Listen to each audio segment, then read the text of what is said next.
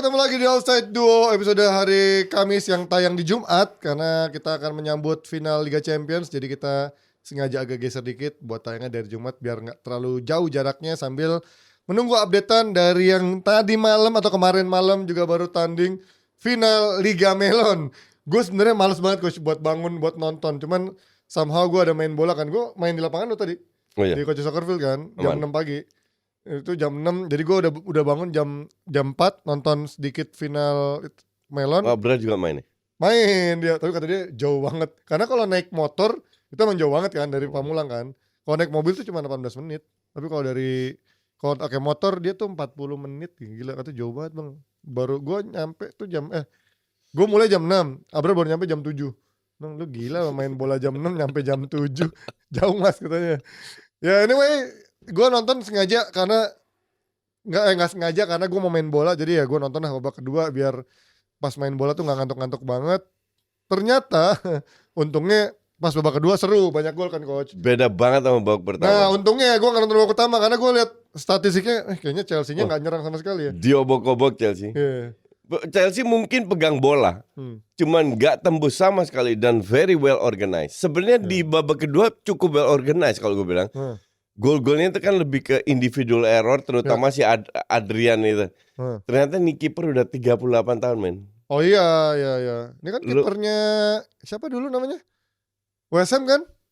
Liverpool. Oh iya pernah di Liverpool juga yang blunder-blunder juga kan? Ya West Ham juga. Pernah di West Ham.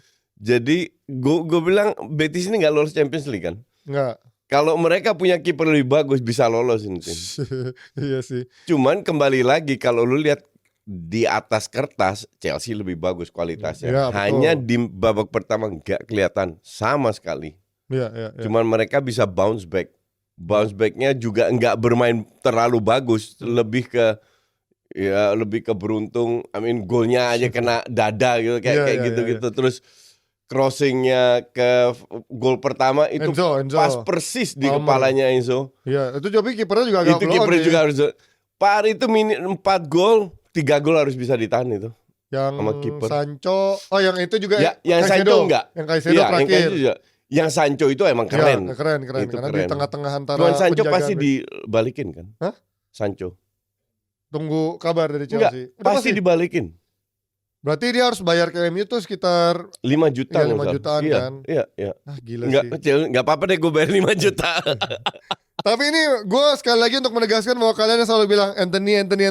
Nah inilah Anthony menurut gue, karena di big game seperti ini dia sering banget nih nggak muncul gitu ya. Walaupun memang ya di kemarin waktu semifinal sama perempat final mungkin kelihatan. Tapi justru di waktu momen krusial bener-bener mungkin kalau ketemu tim Inggris kali coach ya akhirnya kesulitan nih tim-tim Spanyol. Dijaga cukup ketat. Iya kan? Ya. Karena mainnya kan emang bertahannya cukup dalam juga kan. Emang Chelsea lebih bagus. Cuman Chelsea nggak bisa memanfaatkan terutama ruang di last defender. Itu banyak banget. Di babak kedua cuma 2 kali dimanfaatkan.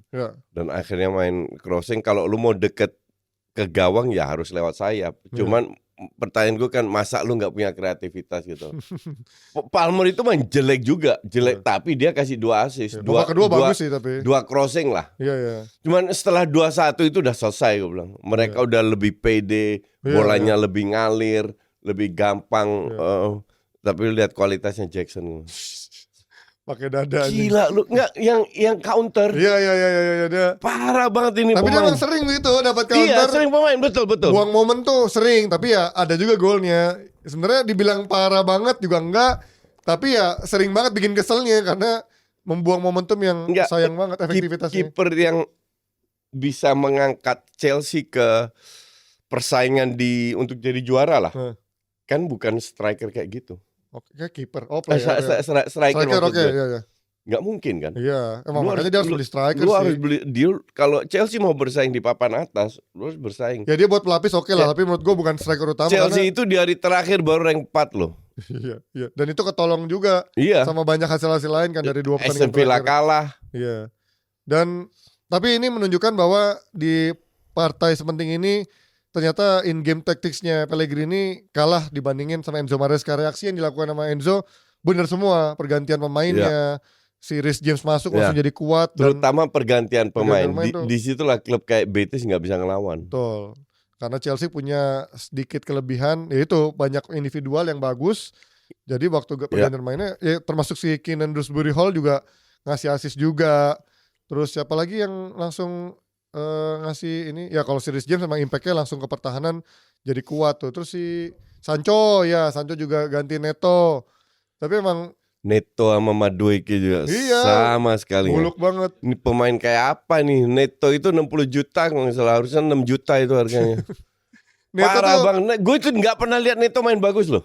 Ada, tapi main bagusnya dia tuh biasanya kalau yang dribbling coach. Memang kalau main yang skill main teamwork. Even dribbling pun dia sering nggak lewat. Dia lebih kalau dapat space yang counter dari tengah tuh dapat tuh sering kali tuh. Madueke juga, aduh ampun. Madueke lagi nggak bagus kemarin. Tapi biasanya lumayan sih. Tapi emang problemnya Chelsea adalah sekarang permainannya terlalu ketebak karena beberapa pemain kayak Neto dan terlalu oportunis. Nah, Neto, Madueke itu terlalu mereka berharap serangan dari sana, tapi nggak keluar ujungnya. Palmer juga yang Nah ini gue sering bilang kalau gue disuruh milih Palmer sama Foden, dulu kan suka dibandingin kan. Gue selalu milih Palmer. Foden secara skill bagus, tapi somehow gue ngeliat Foden itu butuh temen. Nah Palmer menurut gue bisa menjadi game changernya sendiri gitu. Kalau dari sisi itu betul, cuman dia itu ya terutama musim ini, musim lalu itu dipuji-puji karena banyak cetak gol dari penalti kan. Musim ini banyak hilangnya. 50% dari penalti kan. Tapi kalau bilang bagus enggak juga. Justru di momen dia harus gendong. Gue nonton Palmer berapa kali lawan tim besar, dia nggak bisa ngegendong tim. Tapi dia bisa menjadi game changer dibanding Foden. Iya itu betul. Hanya secara overall ya 11-12 sih. Mungkin dia lebih skillful ya. Gue lebih ahead Palmer karena musim ini terbukti kan Foden benar nggak bisa step up coach kan. Gue lihat Palmer itu lebih berbakat daripada Foden, tapi mungkin etos kerjanya Foden lebih bagus. Makanya kalau dibilang ya Foden ini lebih ke team player, Palmer lebih ke yang ujung tombaknya. Ya mungkin Palmer bisa dibandingin head to head sama Saka lah ya. Tapi ya menurut gue Saka di atasnya Palmer lah. Karena dari sisi experience juga Saka udah main berapa tahun, 10 games lebih banyak daripada Palmer. Dan lagi-lagi ini menunjukkan bahwa tim dari La Liga coach udah nemu belum julukan buat La Liga? Karena lagi-lagi La Liga kalah nih sama. Gue belum dapat ya. La Liga itu sekarang hancur La Liga lo. 3 tahun ke depan itu di bawah Serie A. Di rank karena La Liga yang gendong cuman Barca sama Madrid. Pada saat Barca menurun berapa tahun yang lalu kan menurun. Nah itu mereka nggak bisa apa-apa. Cuman 3 tim itu ATM Barca sama Madrid. Sisanya mah jelek bener. Sociedad Bilbao kalah sama MU. Ini Betis kalah dari Chelsea. Bilbao main Champions League loh. Kalah lawan rank 15 IPL loh. Kok main Champions League, Europa League? Enggak, musim akan datang. Oh iya musim depan. Rank 4 loh mereka. Makanya parah itulah, kan menandakan bahwa La Liga jadi tenang, wahai pecinta Serie A yang suka dibully, ternyata kalian tidak separah itu karena La Liga sekarang ada di bawah kalian. Ada di bawah kalian sekarang. Tapi kan Liga aki-aki. Secara keuangan pun juga ya 11-12 ya sebenarnya secara keuangan ya. 11-12. Karena sama-sama miskin secara hak siar juga kecuali susah. 3 tim itu. Betul. Karena mereka secara komersial udah dapet ya coach. Kalau gue gak ngerti kenapa Serie A walaupun hak siar gak kuat. Salah satu, mereka gak punya stadion. Gak ada extra income. Kecuali gak bisa Juve kecuali Juve. Gak bisa dikomersialisasikan. Iya ya. Padahal kalau bisa itu ngaruh banget itu. Nama stadionnya dijual gitu kan. Masa satu stadion bisa punya 2 nama? Bukan. Inter sama itu satu nama. Cuman Inter aja pengen punya gengsi sendiri, makanya Giuseppe Meazza. Stadion gak bisa punya 2 nama. Tapi gue ralat, mungkin fans Inter sama fans Milan pada kesel karena dipersulit sama wali kotanya untuk bikin stadion sendiri gitu. Akhirnya susah. Bedanya kan kalau Juve, lo tau lah orangnya belakangnya siapa, dia punya power buat mengalahkan. Tapi dulu zaman Berlusconi seorang prime minister masa nggak punya power? Iya, gue juga nggak ngerti. Mungkin dulu masih nyaman aja begitu mereka tahu kan. Tapi dulu nggak begitu peduli. Nah iya, dulu kan belum ngerti ke industri bisnisnya ini coach. Begitu dia tahu, begitu butuh duit. Nah akhirnya sekarang susah nih nggak ada Berlusconi ya. Ternyata itulah pentingnya punya orang dalam ternyata ya di luar. Lu kalah sama Tranmere Rovers. Tranmere Rovers saya punya stadion sendiri. Jangan kan Tranmere, semua tim yang di bawah Tranmere pun juga semua punya stadion sendiri coach yang Millwall punya stadion sendiri. Iya, masuk gang yang tetangganya rumah-rumah orang gitu kan. Iya. Itali, wah kalian jauh ketinggalan. Tapi gak apa-apa, yang penting Itali ada di final Liga Champions guys. Tapi sebelum masuk dari kita preview Liga Champions, kita sedikit update dari bursa transfer ini yang seru. Gue kaget, kemungkinan besar katanya KDB mau ke Napoli, dan gue pikir dia mungkin akan ke Arab, MLS yang mungkin mencari duit lebih, tapi gue rasa kalau Serie A kan duitnya nggak akan sebanyak itu, tapi mungkin dia masih ada ambisi nih coach kayaknya untuk main di level Dia tertinggi. umur 32 kan, jadi feeling gue mungkin dia 2 tahunan main di Serie A, terus ke Arab. Ya, 2 tahun. Karena seorang playmaker itu bisa sampai 38, 39. Apalagi di Serie A. Iya. 35 juga. Modric aja di Madrid bisa sampai 3. Apalagi di Liga Gurun Pasir. Ya. Ronaldo aja nggak jelas sekarang kabarnya gimana. Tapi dia tua itu mah dia. Kontraknya habis ya? Habis. Cuman ditawarin perpanjangan juga sama Nasser. Kemungkinan dia mau pindah ke Al Hilal. Kan kampret ya. Pemiliknya sama sih. Cuman ya lu curang aja ketika lo nggak bisa juara di Al Nassr, lu pindah ke Al Hilal. Lebih chance untuk juaranya lebih gede kan. Al Hilal kan ditinggal Neymar kan, kemarin cabut. Ya itu agak, tapi kalau ngeliat KDB mungkin ada faktor juga di sana kan, dia ngeliat si siapa, ada Lukaku di sana coach.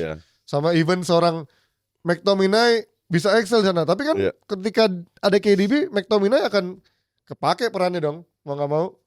Menurut lo kan sekarang dia ada McTom, ada si Lobotka, tergantung Conte gimana mau pakai ya. Conte pun belum menarik. tentu belum tentu itu. Ya, tapi kalau banyak yang mempertanyakan juga sebenarnya katanya Conte musim keduanya biasanya nggak sebagus musim pertamanya, apalagi kalau nggak dipenuhi demandingnya coach. Ini yang akhirnya dipertanyakan kan, kalau emang Conte nyata nggak dipenuhin, mungkin dia takut untuk akhirnya gagal bersama Napoli kalau memang dia nggak dikasih uang untuk beli-beli pemain yang dibutuhkan. Tapi menarik kalau benar-benar KDB ke Napoli, gue salut sih. Ini Napoli berarti emang udah menjadi daya tarik lebih, walaupun ya lagi-lagi coach akan bilang umur berapa KDB sekarang? 32. Iya kan. Ya 32 menurut gue masih oke lah untuk sekelas KDB. Ya walaupun di City kemarin menurut gue ada KDB yang bukan KDB yang musim lalu sih. KDB yang tapi level liganya kan beda juga. Ya kalau McTom aja bisa jadi jago banget di sana. Harusnya KDB lebih jago semua lagi. Semua jago, McTominay, Lukaku. Iya si Lukaku juga jadi jago lagi. Smalling. Siapa lagi tuh? Gilmore. Iya ada Gilmore lagi di sana. Siapa lagi Inggris? Iya. Sancho harusnya ke Itali jadi jago lagi. Sancho di Itali gocek-gocek sana sini ya. Harusnya lebih jago lagi dia. Nah, oke, kita ngomongin soal Sancho dan juga rekan timnya, karena kemarin jujur, gue gak nonton coach, gue cuma nonton highlights karena gue gak ada tertarik MU lawan. Saya gantung mic Panji, bye-bye. Saya Panji gantung mic karena gini, untuk nonton harus bayar kan, MU TV. Menurut gue, sama gue gak worth it, karena menurut gue kan ada illegal streaming. Enggak boleh ya? Gak boleh kok. Kita boleh. Harus mengedukasi gak orang, gak boleh nonton illegal streaming. Kedua, menurut gue musim MU sudah berakhir setelah Europa League. Karena orang mau bangga menang lawan Aston Villa gak masuk akal menurut gue dengan lawan 10 pemain. Jadi gue udah gak ada tertariknya. Dan kedua, begitu gue tahu lawannya ASEAN All Star juga, pemain-pemainnya menurut gue ini cabutan nih, bukan yang benar-benar the best of the best. Enggak, emang ASEAN All Star KB2. Iya, makanya cabutan yang memang yang bisa-bisa aja gitu kan. Dan itu kalah gitu kan. Ya gue gak ngerti sih, jadi emang gimana nih, jadi even Bruno Fernandes main. Gue itu lagi meeting kemarin sampai malam, jadi gue gak nonton, cuman gue lihat pas pulang gue lihat highlightsnya. Iya, gue juga. Mereka dapat setengah seperempat peluang. Gak banyak peluang. Gak banyak, tapi golnya keren sih. Keren. Golnya asli keren. Gol cerdas itu. Iya, gol cerdas. Finishingnya bagus. Cuman harusnya MU dengan pemain muda pun satu kaki harusnya bisa menang 5-0. Iya. Ini dengan pemain inti, ya parah. Inilah serangkaian dari musim yang paling buruk yang dialami oleh MU. Sampai Piala ASEAN All Star aja nggak dapat aja, Piala ASEAN All Star aja nggak bisa dapat. Kalau lawan Hong Kong ntar kalah lagi, wah parah banget ini tim. Spurs aja masih bisa menangin Audi Cup, Arsenal menangin Audi Cup. Lah MU lawan ASEAN Audi Cup aja kadang-kadang bukan bukan sama Asia loh, kadang-kadang sama tim-tim yang dari Eropa juga. Lah ini lawan ASEAN All Star, ada Malik Rizaldi masuk menit 80, ada Kakang. Wah gila sih, gue ini gak habis pikir. Kakak pemain kita? Persib. Oh ada 2? Iya, Kakang kira cuma 1. Dia ngantongin Garnacho itu. Ya gak heran, Asnawi juga ngantongin Garnacho. Garnacho suruh main di Ligue 1 cadangan juga kali. gue ingin berkata kasar tapi ada 2 anak perempuan gue di sini di nonton belakang layar, gue nggak bisa ngomong A, B, C, gue nggak bisa ngomong. Gue pengen teriak tapi nggak bisa, gue tahan, maaf ya. Tapi ini menandakan bahwa menurut gue Amorim benar-benar harus berbenah, tidak cuman dari sisi pemain. Menurut gue kalau memang dia nggak bisa dapetin pemain yang dia mau, coach, menurut gue dia harus kompromi. Dia nggak bisa lagi maksain skemanya. Karena menurut gue tuh kemarin kebobolannya itu sering terjadi di Premier League. Dan itu back-backnya. Iya kan, main 3 back itu nggak gampang. Dan tengahnya kemarin bolong itu. Bolong. Lu kalau main 4 back itu akan lebih rapat tengahnya. Iya. Apalagi kalau pakai 2 pivot. Iya kan, jadi untuk gue sih, ya terlalu risiko lah. Cuman ya kita nggak tahu, maka dari itu Amorim kan bilang, saya nggak mau bicara final, masih banyak hal yang harus dibicarakan yang jauh lebih penting daripada cuman final. Sebelum final dia ngomong gitu kan. Dan ini salah satu bahwa PR-nya itu masih banyak. Tapi gue lihat MU akan jual banyak pemain musim ini. Iya, terutama Garnacho nih yang lagi panas ya.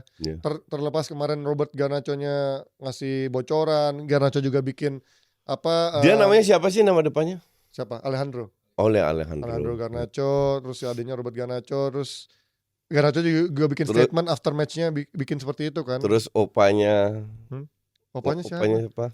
Siapa opanya? Agus Garnacho. Ya anjir, satu keluarga. Aduh, emang lo katain ini sekampung lagi di sana. Bahkan katanya isunya dihitungin lagi sama anak gue ngomong berapa kali. Bahkan katanya di sana gue baca-baca di timeline katanya dibawa pacar atau bininya juga untuk waktu ke Malaysia, di mana yang seharusnya pada nggak bawa tapi dia bawa. Gue tapi nggak begitu ngurusin lah soal itu. Dia juga mikir gue akan dijual anyway. Iya. Dan itu kan viral kan dari yang orang konten kreator Malaysia yang lagi sign baju, dia nguap mukanya kayak udah yang udah beda gitu dibanding Bruno, even yang kapten aja masih senyum, masih ngasih servis kepada fans-fans yang datang. Itu menurut gua kemarin juga bukan cuman bukan cuman men-treat fans sih, tapi juga menurut gua hukuman untuk pemain-pemain. Ya udah, lu main jelek selama musim ini, sepanjang musim ini, lu hadapin fans di sana. Dan menurut gua kemarin Garnacho tidak berlaku baik di saat lu tampil sepanjang musim bersama tim lu jelek, lu nggak ngasih treat kepada fans juga berupa senyuman, berupa yang humble, yang ramah seperti itu. Jadi ya kalau kemarin banyak orang yang nanya, "Bang, gimana tuh Bang si Garnacho udah nggak akan..." Garnacho kan gue udah lama bilang sama lo attitude-nya. Gue bilang ya menurut gue gongnya ini. Kalau orang nanya sama gue, "Gimana Bang Garnacho?" Gue bilang, "Lah, Rashford aja yang bagus kayak gitu." Gue bilang kalau dia attitude-nya nyata di lapangan, di latihan kemarin kata Amorim dia nggak kerja keras, dibuang gue oke. Makanya di loan dulu. Iya, apalagi Garnacho. Gue suka sama pemain, bukan berarti gue mendewakan itu pemain atau mengkultuskan itu pemain. Beckham aja ketika gue tahu ya memang secara gaya hidup kan Beckham waktu itu udah mulai berubah kan dengan waktu dia sama Victoria, dianggap sama Fergie nggak konsen fokus lagi ya. Menurut gue ya udah gitu, nggak ada pemain yang lebih besar dari klub. Jadi Garnacho yang baru seumur jagung, nongol ya menurut gue jual, apalagi kalau bisa ngasilin 40 juta. Betul. Udah bagus banget 45 apalagi dia main akademi ya. Untungnya lebih full tuh. Terus siapa lagi coach? Garnacho yang mau dijual. Oh, Rashford nih yang menarik. Rashford, Sanchez, Sancho, Anthony itu jual semua itu. Jual semua. Lu datengin 2-3 kunya udah datang. Datengin satu lagi untuk penggantinya Mason Mount. Mason Mount itu kartu mati lah. Mati lah udah injury prone. Yang kreatif. Terus di kiri Dorgo itu juga sub, nggak dijual, cuman jadi sub saja. Mediocre sekali. Terus penggantinya Mazraoui karena nggak ada kalau gue bilang. Pada saat Mazraoui lagi nggak bagus harus ada penggantinya yang selevel. Dalot jual. Lindelof, Maguire kalau gue bilang juga kalau bisa dijual. Ya banyak, Casemiro, Eriksen. Ya sekarang abis itu Casemiro, Eriksen sama Evans kan. Iya, itu offload semua lah. Maino masih ada kasih harapan ya. Iya. Kecuali kalau harganya bagus, jual. Iya. Gue juga Onana. Jual karena menurut gue Onana udah kartu mati lah. Ya, dia udah 2 tahun dapat kesempatan kan. Iya. Dan kepercayaan publik fans tuh menurut gue udah hilang banget sama dia. Udah hilang, udah nggak ada second chance. Dan katanya dia reach-nya itu emang terlalu pendek. Kayak Hobbit. Loncatnya gini. Gak dapat yang bola final Europa League. Dan katanya dia kaget kemarin karena MU gak tembus Liga Champions dan gak main di Eropa, gaji dipotong. Kaget. Kita juga kaget lihat penampilan lu gak pernah bagus.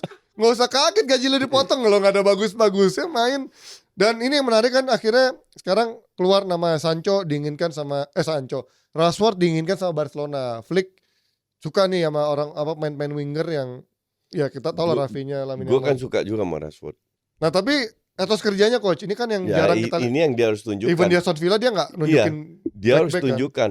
Apalagi di bawah Flick. Iya. Lu harus benar-benar tingkatkan. Cuman dia kan masuk di sebuah tim di mana lebih banyak bintangnya daripada dia. Betul. Nah dia harus sadar itu. Ya. Dia harus sadar, dia harus menunjukkan fighting spiritnya. Kembali bakat dia punya, ya harus digabung sama etos kerja. Nah gue rasa kalau dia agak pinter dikit aja, ini mungkin jadi peluang terakhir dia bisa main di klub besar. Dan ini bahkan stepping stone ya. Banget. Stepping stone lo ke Barca tuh stepping stone menurut gue dari MU yang lagi sampah-sampah ini kayak lotre aja lo dapet. Iya. Tapi belum tunjuk kalau 40 juta untuk gue sih kemahalan. Ah serius lo coach? Serius, buat Rashford kemahalan. Secara talent lah harusnya di atas itu lah. 20 add-on lah. Add-onnya paket Big Mac. Aduh gue pengen ngomong B dan lain-lain gak bisa dong coach. Lo kalau Anthony lo bilang 20-30 masa Rashford sama Anthony? Ya sama selevel lah. Emang enggak pernah perform 3-4 tahun terakhir. Enggak, kalau pas Euro perform dong. Yang 1,5 musim dia ngaceng banget. Ya abis itu kan enggak lagi. Ya itu 2,5 tahun yang lalu lah. Iya. Lu gimana mau 40 juta buat pemain kayak gitu? MU mintanya 40 juta. Ya Ferran Torres sama Rashford head-to-headnya bagus sama menurut lo? Ferran Torres aja lebih mahal lo.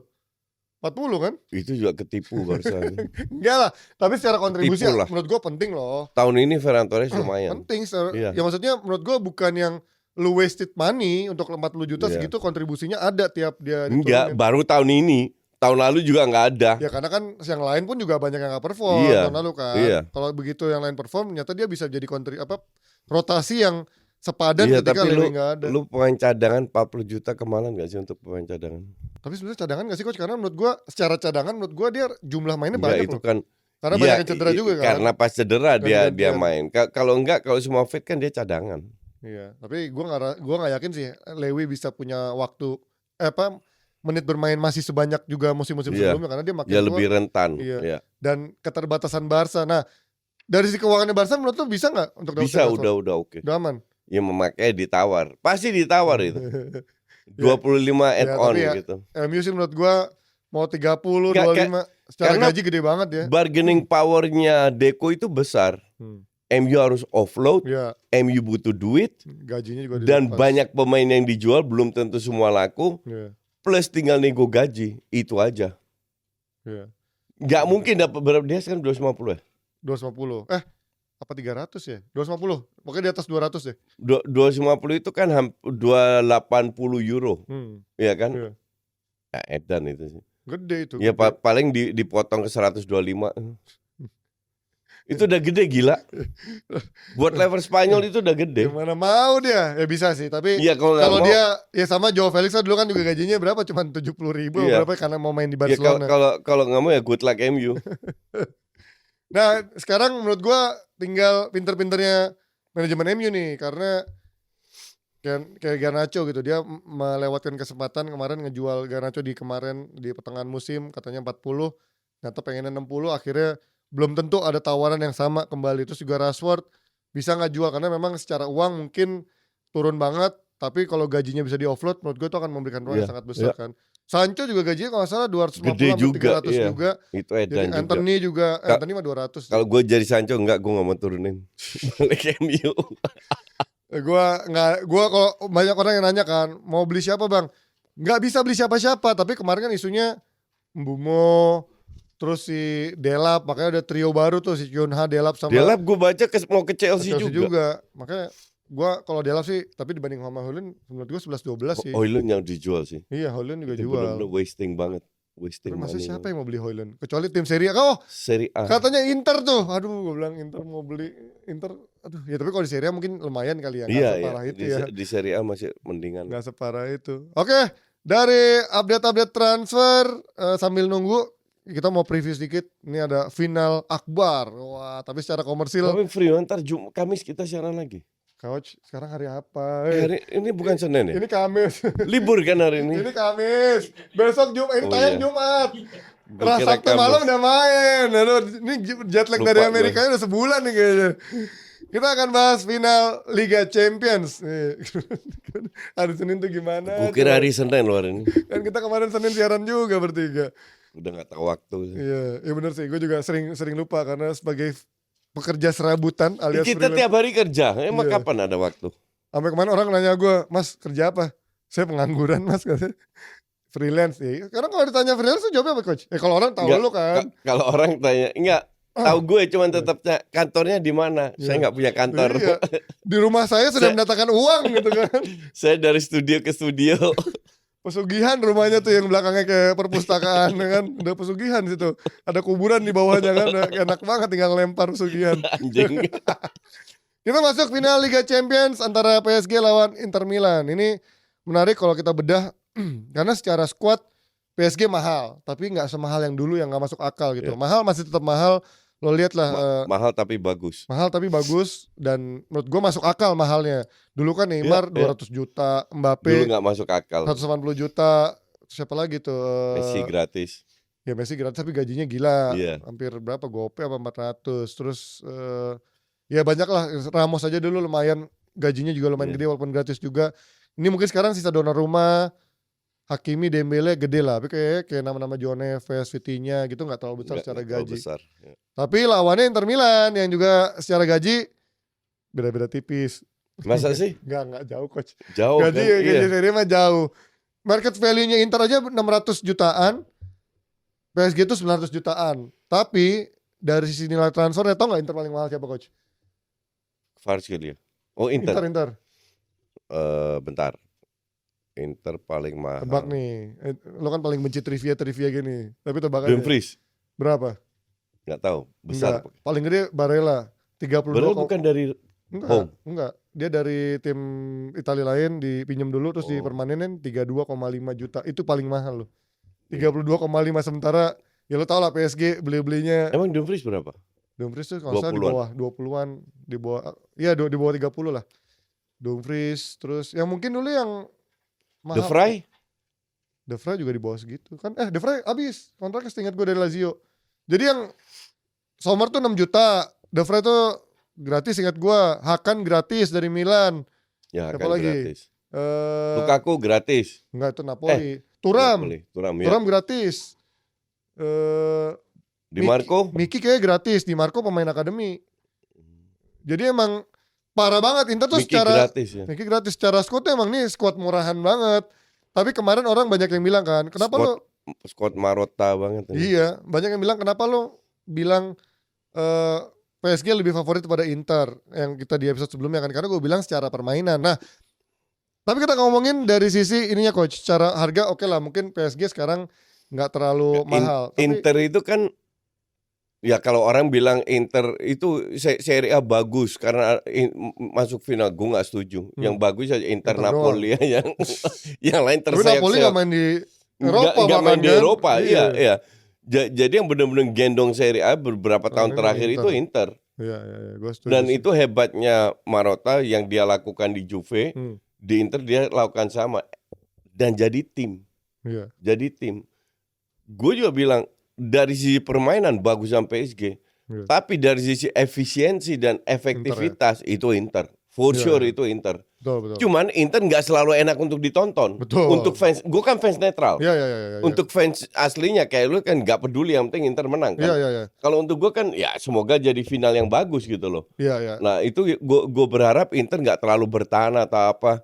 Karena tapi so far enggak dong lawan enggak. Lawan Munchen sama Barca, ya walaupun dia bertahan, tapi nggak ada bertahan ya. parkir base-nya, tapi kan. bertahan di babak sendiri ya. oke, semua juga begitu. Itu nggak ada masalah, makanya gue harap menjadi final yang seru. Tapi kalau lu tanya siapa yang itu 50-50. Iya. Ini benar-benar 50-50 match. Tapi kan ada di beberapa akun gue dipaksa untuk pilih. Ya gue sedikit unggulkan PSG murni karena permainan. Iya. Tapi bukan berarti ya mereka menang. Kalau dari sisi kekuatan benar-benar 50-50. Nah kalau gue lebih gue bilang favoritnya menurut gue PSG lebih karena permainan ya. Kalau orang bilang kalau favorit Inter ya. Gue bilang favorit Inter. Karena kalau orang favorit karena bilang dari dia 2 tahun lalu pengalaman. Dan pengalaman. Ini kan praktis tim baru di mana PSG buang pemain-pemain bintangnya semua. terus pemain bintang terakhir yang dibuang itu Mbappe, dan mendadak mereka bisa perform jauh lebih bagus. Bahkan baru performnya belakangan ya di menuju akhir tahun ya di Liga Champions kan di awal-awal kan ya tersiok-siok tuh. Nyaris gak lolos juga. Peringkat 20-an sempat kan. Tapi at least bisa perform gitu loh. Nah ini hebatnya Enrique juga, ya kan? Dan mereka sekarang ambil buahnya dari setengah tahun proses ini. Kalau gue bilang PSG favorit itu lebih karena permainan. Kedua, terlepas dari Inter punya track record 2 tahun lalu masih juara, makanya masih membekas, 80% skuadnya masih sama. Gak juara masuk final. Iya maksudnya masuk final. Anjing pakai dibekas lagi.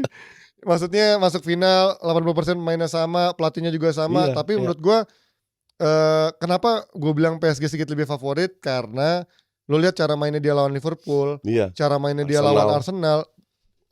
How they are dominating the game itu menurut gue mengerikan. Kalau Inter kan lebih ke reaksi football dan kan. mereka bisa mempertahankan intensitas selama 90 menit. Nah itu edan itu PSG itu. Makanya gue bilang PSG favorit dari si permainan. Karena gue belakangan ini mulai ketoksik sama dia nih. Gue nonton tuh benar-benar permainannya, bukan dari lagi. Bukan, itu artinya tanda-tanda bahwa lu lebih pinteran sekarang. Ada anak banget. Gue kemarin ada yang komen, Coach, gue SMA kelas 1 haters lu. Tapi setahun kemudian gue fans berat lu. Ya itu artinya gue bilang tanda-tanda bahwa lu lebih pinter sekarang. Ya itu makanya gue bilang gue lebih lihat ke permainan. Tapi memang gue udah lagi nggak ngelihat dari track record misalkan trennya 2 tahun lalu. Iya, nggak penting. Gue udah peduli terus sama nama besar. Kadang-kadang gue nggak peduli. Tapi gue lebih kepada ngelihat perform of the seasonnya memang. Dan form of the day. Iya. Inter itu bisa nge-pick. Lawan tim-tim besar Inter bisa nge-pick. Dan itu masalah mental. Ya itu benar. Nah itulah unggulnya Inter dari efek. Mereka nggak butuh banyak peluang untuk bisa cetak gol. Dan itu nggak dimiliki sama PSG. Nah itu yang mau gue highlight. Ketika dia lawan Bayern Munchen bisa keluar dari lubang jarum. Lawan Barcelona lebih keluar dari lubang jarum lebih sempit lagi. Itu menunjukkan Inter ternyata nggak kalah dari PSG. Makanya gue bilang sekarang ini tinggal one last step untuk jadi juara. Bisa nggak? Iya kan? PSG cerita yang sama. Tapi kalau ditanya siapa favorit, gue lebih favoritkan Inter. Dan tapi kalau secara pressure coach, menurut lo? Lebih di Inter. Ya kan, karena dia nggak ada trofi sama sekali kan. Dan 2 tahun lalu udah jadi masuk final. PSG kan udah lama yang lawan Munchen kan. Yang Covid kan. Ya itu makanya gue bilang kalau Enrique itu sebenarnya dia nggak juara pun nggak pressure buat dia. Walaupun memang PSG pengen banget nih trofi dari kapan tahu kan. Tapi justru apapun hasilnya Enrique diangkat-angkat tuh dengan nggak ada bintang permainannya seperti ini. Bukan nggak ada bintang besarnya itu udah out semua. Lu satu tim nggak ada Mbappe itu bisa bermain lebih bagus. Yang toksik siapa? Ternyata Mbappe-nya. Ternyata yang menjadi terkungkungnya karena terlalu Mbappe sentris. Sentris. Lihat Madrid aja sekarang. Dan akhirnya gue lihat justru sekarang pressure-nya di Inter karena PSG sudah dapat 3 trofi, bisa jadi quadruple nih, gila. Menjadi Enrique gila banget sih kalau sampai juara. Udah salut lah gue Enrique, orang yang udah membungkam orang-orang yang mengkritik dia permainannya pragmatis, permainannya cuma bisa ngandelin bintang banget doang. Ternyata dia bisa ngandelin main-main muda juga dan bisa efektif. Nah sementara dari sisi Simone Inzaghi ini kan juga udah mulai ada tanda-tanda cabut enggak. Bahkan katanya kemarin ada pelatih-pelatih yang udah mulai kayak Fabregas mulai diincar coach. Terus siapa lagi kemarin ya buat penggantinya, kalau jaga-jaga Simone ternyata tergoda tawaran dari klub lain. Tapi menurut lo Simone kalau di luar Itali pelatih yang sukses nggak? Bisa menjadi ini nggak adaptasi bermain di Inggris let's say. Italia itu punya beberapa pemain yang bisa survive di mana-mana. Gue rasa Simone termasuk dalam kategori itu. Oke. Pelatih? Iya. Pelatih yang muda-muda ya, yang kayak levelnya De Zerbi. Oh iya. Itulah. De Zerbi aja nggak pernah. Conte udah terbukti, tapi kan itu termasuk pelatih senior. Iya. Cuman Farioli itu dipecat dari Ajax, tapi gue rasa cukup perform. Jadi runner up walaupun 4 match terakhir jeblok, nggak jadi juara. Itu juga pelatih muda. Terus Maresca itu Italia juga kan? Italia. Maresca masih belum terbukti. Kalau dia tahu musim akan datang ini bisa sukses sama Chelsea juga salah satu yang yang generasi mudanya pelatih Italia yang harusnya bisa survive. Gue rasa gue nggak tahu dia bisa bahasa Inggris nggak, itu penting gitu. Siapa? Oh, Simone. Iya. Kayaknya pernah deh gue lihat dia interview tuh. Kalau dia bisa bahasa Inggris lebih gampang adaptasinya kan. Conte kan Inggrisnya kayak apa itu? Tapi secara taktikal coach, menurut lo ini akan menjadi seperti apa? Menjadi kayak lawan Barcelona gitu atau enggak, dia harus ada buat di Inggris atau di Eropa? Enggak, nanti di final antara Enrique sama ya enggak Simone. perlu dirubah. Buat apa lu ngerubah tim lu udah bermain bagus udah sampai final dengan taktikal yang sama? Apa yang lu sebenarnya nggak ada? Oke. Tapi kan kalau kita lihat kan Barcelona lawan Inter high risk banget kan. Nah, PSG kan sedikit lebih cerdas. Artinya space untuk Inter buat counter juga nggak sebesar itu kan. Tapi kalau belajar juga dari Aston Villa nyata bisa juga menyulitkan main PSG jelek, juga kan. Iya. Jadi menurut tuh secara ball position jauh nih PSG, sementara Inter tinggal nunggu momentum aja nih. Inter biarkan PSG pegang bola. Iya, kecuali Inter ketinggalan. Baru mereka ambil inisiatif. Kalau Inter ketinggalan, mereka sering bounce back. Lawan Barca itu di menit-menit terakhir bisa menyamakan. Gue udah pernah nanya ya, kalau ketinggalan duluan siapa yang lebih berat? Inter atau PSG? PSG lebih berat. Karena Inter akan langsung mainnya lebih Inter lebih udah lagi terbukti ya? Bisa sering bounce back. Iya sih. Dan dia sudah terbukti bahkan lawan. Tapi biasanya dia bounce backnya nyetak gol dulu coach. Ya kan lawan Bayern, terus lawan Barca. Dibalikin, tapi dia bisa bounce back. Nah, gue belum pernah lihat tuh kalau dia dibobolin dulu. Bisa gak ya? Ada nggak ya musim ini? Gue lupa deh yang di Liga Champions ya. Kalau di Serie A mungkin pernah. Nah, secara formasi, lo pilih siapa di PSG? Pasti empatnya sama lah ya. Hakimi, Nuno, si siapa tuh namanya? Back tengahnya yang badannya gede. Gue sampai lupa namanya. Ya Marquinhos sama yang back tengah badannya gede. Ya itu yang masih muda itu. Ya kan sudah Donnarumma. Tengahnya lo pilih Ruiz apa Emery? Zaire Emery, Ruiz lah ya. Ruiz, Vitinha sama Neves. Depannya Kvaratskhelia, Dembele sama Doué. Bukan Barcola. Bukan. Barcola itu udah terlalu banyak dapat peluang. Barcola lebih ngeri Doué daripada Barcola ya. Enggak, Barcola jadi sub aja. Iya. Doué masih muda, oke lah. Tapi benchnya bagus juga PSG. Dia tuh Zaire Emery buat gantiin satu gelandangnya. Depannya Ramos atau Barcola. Terus belakangnya siapa ya? Ada ini Lucas Hernandez kan. Siapa lagi tuh? Ya itu sih paling yang sering kelihatan keluar. Sementara Inter udah 11 kuatnya ya mau nggak mau. Ya itu aja. Gue nggak tahu si Pavard udah bisa tampil belum ya. Menurut gue nih penting nih Pavard tampil nih. Gue kalau Bisek angkat tangan kalau Bisek main. Kalau nggak Bisek siapa yang main? Ya itu. Bastoni, Acerbi. Apa? Masih double Darmian biasanya di situ. Darmian. Karena kalau De Vrij sama Acerbi jarang dimainin bareng. Yeah. Pasti Darmian main di sana. Aduh, ini bilang serba salah. Tengahnya ya pasti Barella, Miki sama Hakan, kanannya Dumfries, kirinya Di Marco, depannya ya Thuram, Lautaro nih. Iya. Ini Thuram, Lautaro. Tapi juga nih kita akan lihat nih pertunjukan kiper. Kalau misalkan lu masih punya Taremi. Bang Tut nggak ada. Tahu Taremi cetak gol penentu. Come on Taremi. Dan ini akan menjadi penentuan menurut gue kiper terbaik Liga Champions musim ini karena so far secara statistik Sommer di atasnya jauh dari Donnarumma ya. Secara save ya mungkin secara save nggak bisa menjadikan tolak ukur, cuman liganya beda lah. Nggak di Liga Champions. Jauh si Donnarumma tuh peringkat 13-12 tapi mungkin karena defense-nya bagus juga. Inter defense-nya lebih gampang diserang, tapi save-nya banyak banget, dia nomor 2 setelah Courtois. Ya save Sommer mah gila. Nah, clean sheet juga paling banyak Sommer, 7 clean sheet dalam berapa belas pertandingan, sementara Donnarumma tuh Donnarumma 5. Jadi memang ya, menurut beda gua tipis lah. Iya, tapi kalau dari save-nya kan banyakan Sommer. Iya, kalau save-nya ya. Secara statistik Sommer ahead of Donnarumma, tapi kalau misalkan ini juara dan tampil bagus lagi gak bisa lu.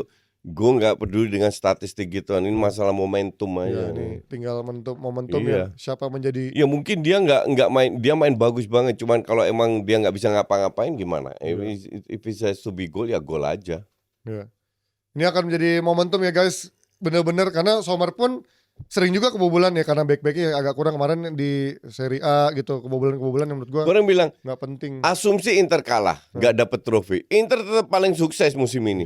Tapi gitu aja. Tapi buliannya sih luar biasa. Ya enggak lah itu, ya Ella itu orang yang nggak ngerti bola, netizen 78 yang tahu cuma trofi. Tapi kan ujung-ujungnya lo akan Ya bedanya sih kalau Arteta kan nggak pernah dapat liga ya. Gue bilang Arteta lebih sukses daripada Chelsea Iya. musim ini. Cuman kan lagi-lagi Masa lu Intertoto Cup gitu, lu bayangin, banggain. Inzaghi 4 tahun cuma dapat 1 trofi Serie A, Ya but 2 that's trofi okay. Copa kan. Lu kalau bisa 2 kali masuk final Champions League, berapa pelatih yang bisa ngomong kayak begitu? Nggak bisa lah. Nah itu dia. Lu itu prestasi juga lu bisa masuk final. Dan jangan lupa menurut gue yang menjadi kelebihan Simone adalah uangnya.